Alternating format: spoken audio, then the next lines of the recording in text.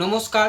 গত দুদিন আগে যেটা আমরা ভিডিও পোস্ট করেছিলাম, যেটা কি রতুয়া হাসপাতালের মধ্যে আমি একটা পুলিশের ভিডিও পোস্ট করেছিলাম, যেখানে একটা মহিলাকে এমনভাবে গালমন্দ করছে, মহিলাটাকে মারতে উঠে যাচ্ছে এবং মহিলাটাকে বলছে আপনাদের মতন মহিলারা মরে যান।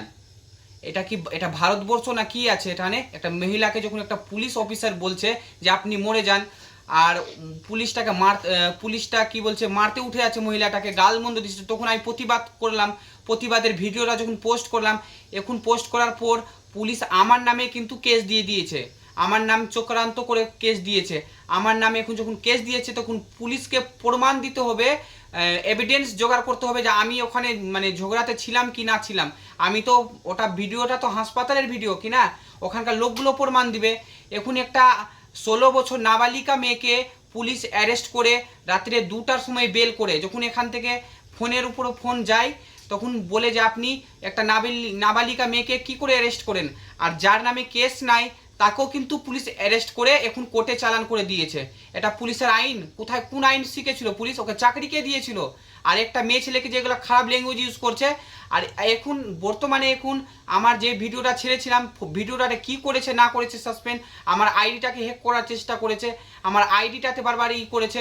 এখন কি করেছে, আমার আইডিটাতে এমনভাবে কি করেছে যে অন্যজনা ভিডিওটা দেখতে পারছে না, আর মানে অন্যজনা আর দেখতে পাচ্ছে। আমার মোবাইলে ভিডিওটা দেখা যাচ্ছে কিন্তু ওর মোবাইলে আরও কেউ দেখতে পারছে না, মানে এমনভাবে পুলিশ চক্রান্ত করেছে। আর নিউজবালায় এমনভাবে মানে মিথ্যা মানে নিউজ বলেছে, নিউজ ফেলিয়েছে যে বলে বুঝাতে পারবো। নিউজবালা বলছে যে ওই ভিডিওতে কিছুই প্রমাণ পাইনি, ওখানে একটা মেয়ে ছেলেকে ভিডিওর মধ্যে মারছে, মেয়ে ছেলের পায়ে মারছে, মেয়ে ছেলেকে ধাক্কা দিচ্ছে, ওটা কি কোনো প্রমাণ হলো না? আর আমার যে পুলিশটাকে যে আমি বলছি যে আপনি এগুলো ল্যাঙ্গুয়েজ কি করে করছেন, তাহলে পুলিশে এগুলো কি প্রমাণ হলো? আর নিউজওয়ালা তাহলে কি করে একটা মানুষকে, একটা গরিব মানুষকে কি করে তাহলে হ্যারাসমেন্ট করছে?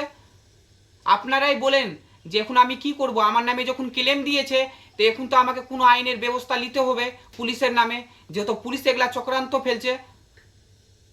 একটা গরিব মানুষের কষ্ট বুঝে না পুলিশরা। আপনি চাকরি পেয়ে নিলেন পড়াশোনা করে, আপনি চাকরি পাওয়ার পর গরিব মানুষের কষ্ট বুঝলেন না, তো আপনার মতন প্রশাসন এই ভারতবর্ষে থাকা উচিত না। আপনি যে কষ্ট করে যে পুলিশ অফিসার হয়েছেন, কত কষ্ট করে, একটুকু জ্ঞান নাই আপনার মধ্যে যে একটা গরিব মানুষকে এরকমভাবে হ্যারাসমেন্ট করছেন, কত মহিলা কত মানুষকে আপনি এরকম হ্যারাসমেন্ট করছেন। আজকে আমি আওয়াজ তুলেছি একটা মহিলার দিক থেকে, আজকে অন্যজনা নাও তুলতে পারে, আজকে আমার দেখা দেখি আরও কেউ আওয়াজ তুলবে। এরকম মহিলাদেরকে অসম্মান করছো। এটা তো মমতার রাজ্য না, এটা বিজেপির রাজ্য। এখানে তো মহিলার কোনো অসম্মান করার কোনো উচিতই নাই।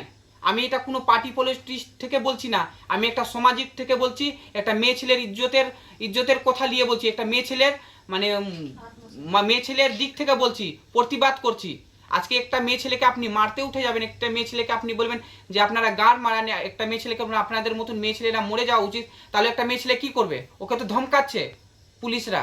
এগুলো ধমকে দিয়ে একটা মেয়ে ছেলেকে এরকমভাবে হ্যারাসমেন্ট করা উচিত? ওই ওই মেয়ে ছেলেটার বোর্ডের 4টা মাথায় সিলাই পড়েছে, মাথা ফাটিয়ে দিয়েছে, আর ডাক্তার বলছে আপনি এমার্জেন্সি মালদা নিয়ে যান। ওই টাইমে পুলিশ বলছে যে আপনারা যা পারবেন করবেন, আপনারা সবাই গান মারান। সবার মধ্যে তো সব মহিলা হলো, আপনি তাহলে সব মহিলাকে এক ভাষাটা বলেছেন। এখন আমি এই ভিডিওটা ছাড়লাম এই জন্য যে আপনি সব সমাজের, সব পরিবারের, যত আমার ফেসবুকে যত সব সমাজের ভিডিওর মাধ্যমে সোশ্যাল মিডিয়াতে ছাড়ার উদ্দেশ্য এটাই যে সবাই বিচার করো। আমি তোমাদের উপরে ছেড়ে দিলাম। নমস্কার, জয় হিন্দ।